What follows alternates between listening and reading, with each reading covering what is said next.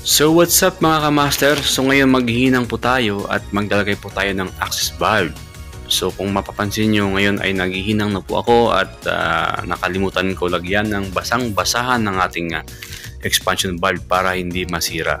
So dahil nga magaling tayo maghinang, no problem po tayo dyan at mabilis ko na po yan ginawa mga kamaster. At yun nga mga kamaster, no, at gawa na po yung ating chiller at sa ngayon ay gumagana na at kung makita nyo sa gauge at okay naman. At ngayon yung nakikita nyo ay kinukuha na ko ngayon ng amperahe ang bawat circuito natin, yung circuit A, circuit B.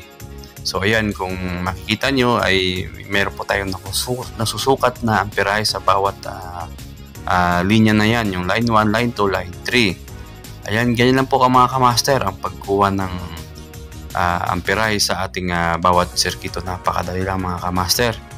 So ngayon yung next naman natin ang gagawin ay susukatan po natin yung output voltage po dito na nanggagaling dito sa ating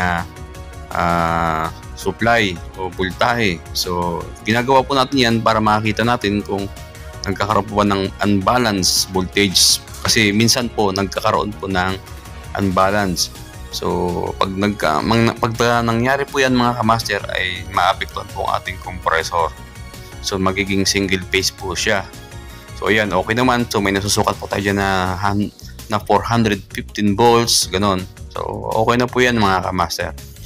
Ganyan lang po ang pagsukat mga kamaster. At yung dito naman sa kabilang side ay kinukuhanan ko siya ng ampera, yung full load amperes niya, kasi ang bawat circuito ay gumagana na ngayon at okay naman at may nasusukat po tayo na 100 plus amperes. At habang gumagana po yung ating chiller, nakakabit naman po ang ating gauge para ma-monitor po natin yung suction pressure at saka discharge pressure ng ating system.